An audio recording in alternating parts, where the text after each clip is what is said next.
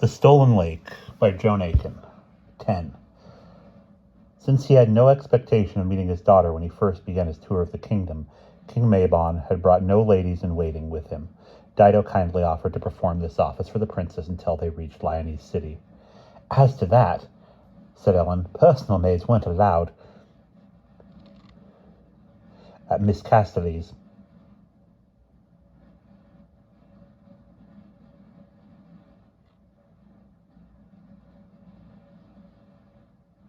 "So I managed for myself all the time I was at school. But I'd be glad if you would share my room, Dido. I still feel nervous when I think of that cave. If I listen, I think I can hear those old witches flapping and hissing outside." She shivered uneasily. "I've never been to school. Did you like it?" asked Dido, hoping to distract her. "All but the embroidery. I must have stitched at least 18 miles of it in the 9 years I was there. I made a vow that when I got back to Lyonese, I'd never touch a needle again." They were brushing each other's hair with bunches of ichu grass.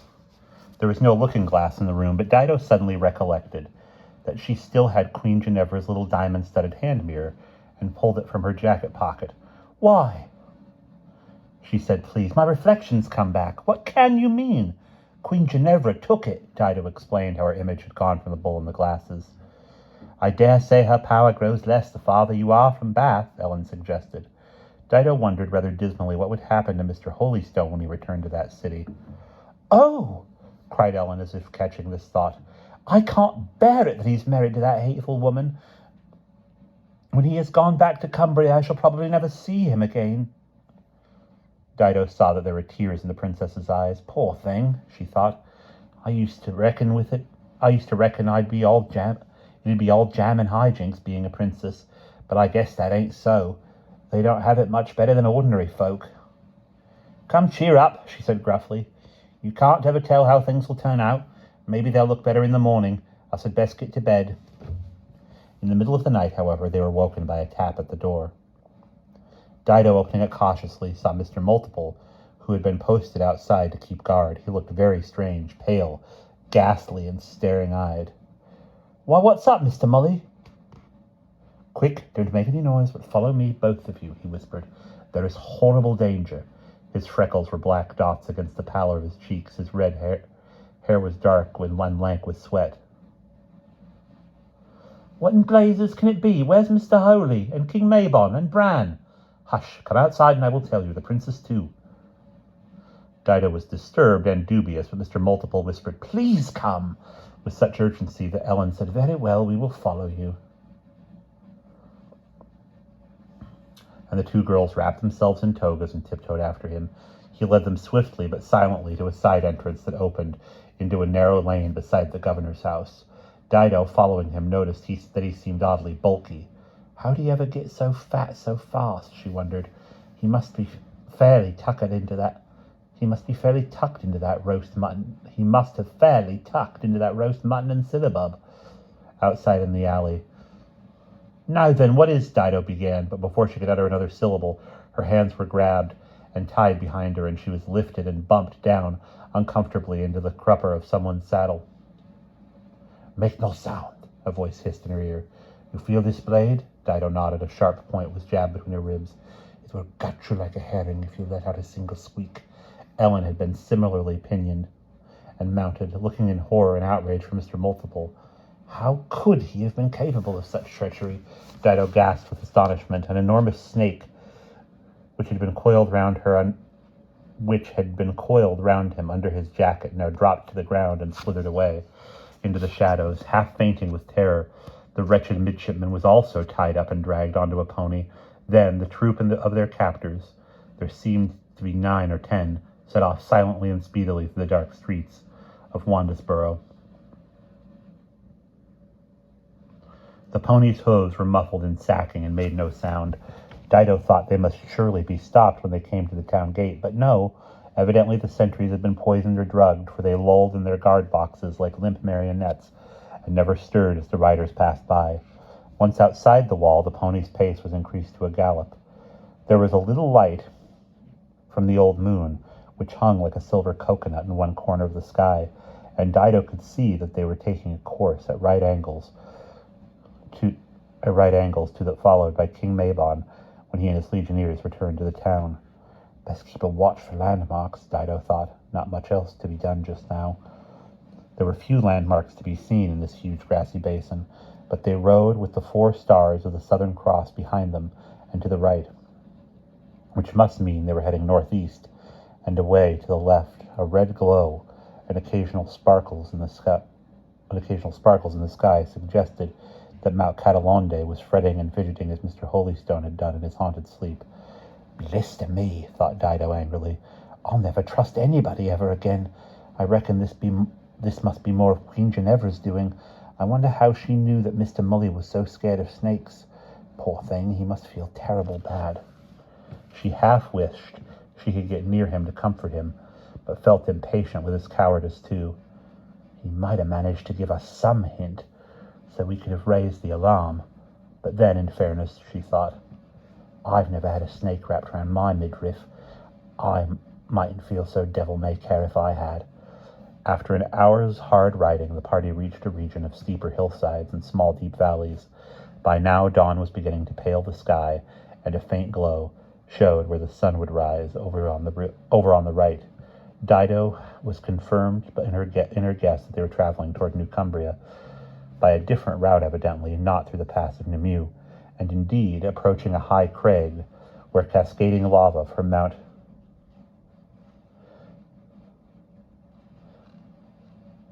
Pampoili had hardened into a kind of rock ladder. They dismounted and climbed up to an entrance in the cliff face above them. The 3 captives were prodded forward at dagger point, and some of their guards stood below as they climbed, pointing crossbows at them. Don't try to jump. Don't try to jump, Dido's guard warned her, or you'll come to ground spitted like a pigeon. He wore a hood, but she thought she recognized his voice. Having entered the cave, their captors lit candles and glass lanterns and urged the prisoners forward at a rapid walk. At this point, Mr. Multiple managed to get near the 2 girls. I'm sorry, Your Highness. I'm sorry, he muttered miserably. Dido saw that tears were running down his cheeks. He looked utterly wretched. Oh, I could kill myself, he cried. But what good would that do? None at all. None at all. Ellen gave him a stony look. I hate a coward, she said haughtily. Dido had more sympathy toward the wretched lad. She remembered how she herself felt about spiders. Never mind, Mr. Mully, she said. Done's done. Best you can do now, if there's ever a chance, is get away and give the alarm which way we've gone. However, it seemed he was not to be given the chance. After they had walked what felt like 3 or 4 miles, but was probably less, along dark, narrow, ascending galleries, they came to a much larger cavern, where the high, regular walls showed the scarred signs of workings, probably silver mines, Dido guessed. There were pickaxes and sections of machinery lying here and there. An underground river crossed their path and had to be forded by a series of square stepping stones, which had evidently been set there for the purpose. Not far from this point, the river apparently plunged over a cliff into a gorge.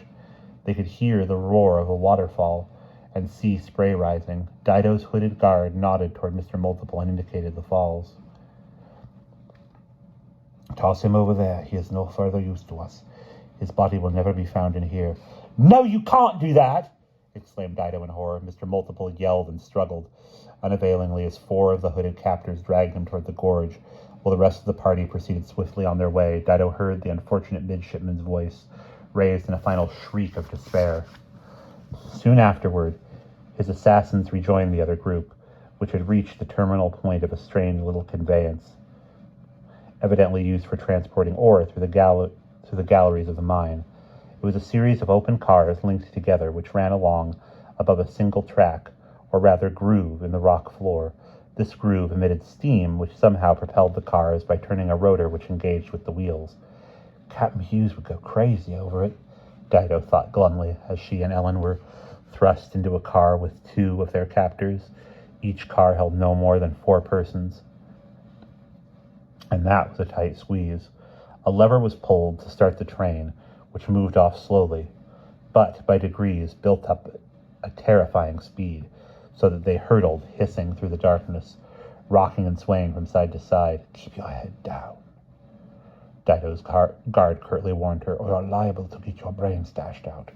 She followed this advice and huddled on the floor of the car, a prey to the most dismal thoughts. Mr. Multiple's dreadful fate had upset her horribly. He was a decent, kind-hearted boy, she thought, not a mite of harm in him. Not his fault he didn't like snakes, and they tossed him over the cliff without giving two thoughts to the matter, as if he'd been an apple core. It was stiflingly hot in this part of the mountain. The air, such as it was, smelled very bad of hot metal, aged rock, and sulphurous steam. What with that, and the train's seesaw oscillating motion, Dido began after an hour or so to feel very sick indeed. Her head throbbed and she had to keep swallowing, but she had nothing to swallow with. Her mouth felt as dry as stale bread. The guards' lanterns had long ago blown out in the wind of their progress, and she could not even see Ellen, but groped about and found her hand.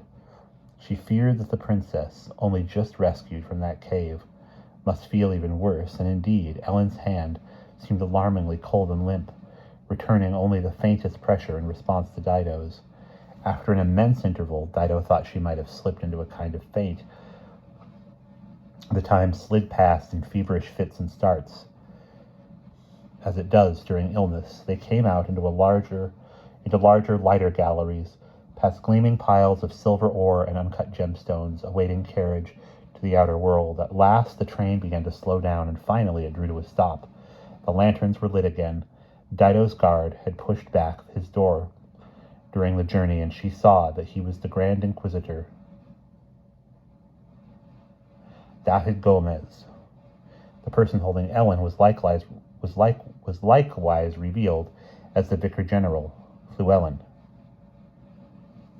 Might have guessed those old ravens would get in on it somehow, Dido thought dejectedly, letting herself be pushed out of the car onto a rock platform. The hiss of the train died away, and instead Dido heard another familiar voice. "So you have got them, just as well. One part of this business has gone right." Another masked cloaked figure, unmistakable nonetheless by its smallness as Lady Attarde, hobbled along the platform. She took off her mask to glower at the two exhausted girls. She was accompanied by old Mrs. Morgan. "Why, what has gone wrong?" demanded Llewellyn. "These fools have let Hughes and my nephew escape from the Wen Pendragon." "Holy soul, I didn't think it could have been done. Where are they now?" She shrugged. "Who knows? Gone into the mountains. Very likely the Aurochs will get them." Excuse me. "But on account of that, Her Mercy needs no hostages. At her lever against anything, Maybon may try, and she is becoming very impatient. Come along, you," she said to Dido and Ellen. The girls were jerked and jostled to the foot of a steep, winding stairway and obliged to climb it. In their dazed and fainting state, they made very slow progress. Mrs. Morgan behind them kept up a continual angry murmur. Get along, then, my little runaway darlings." On the word darling, she poked Dido with what felt like a bodkin. "Her Mercy will be happy to see you again, that's one thing certain." They arrived at the top of the long climb with knees that felt like wool. Now, to Dido's utter amazement, she recognized her surroundings. The stair had brought them into one of the antechambers of Bath Palace. "Who'd have thought we had come so far?" she said to herself. "So the Queen has her own private way into the silver mines. Very handy for her any time she wants a new pair of earrings." Lady Attarde halted her prisoners at the foot of the grand staircase. "Now listen to me, you two," she hissed. Despite her small stature, she looked extremely formidable. "First, I don't think you will be so lucky as to escape a second time. My brother himself will guard you this time. Clever as you may think you are, once you are in the city of Sol, he and his Catamountain will be more than a match for you." Neither of the girls made any reply. They were still getting their breath after the punishing climb. "Idiot!" snapped Lady Attarde to the Grand Inquisitor. "Why did you not take some roomy flowers with you? Her Grace will not be best pleased to see them so fatigued." Dido had a recollection of Mrs. Morgan saying, "She don't like them if they're droopy." When Lady Attarde turned to continue on up the grand stair, Dido whispered to Ellen, Droop as much as you can. Pretend to feel even worse than you do. They were led along the curving gallery toward the throne room, but halfway along, Lady Attarde halted them once more.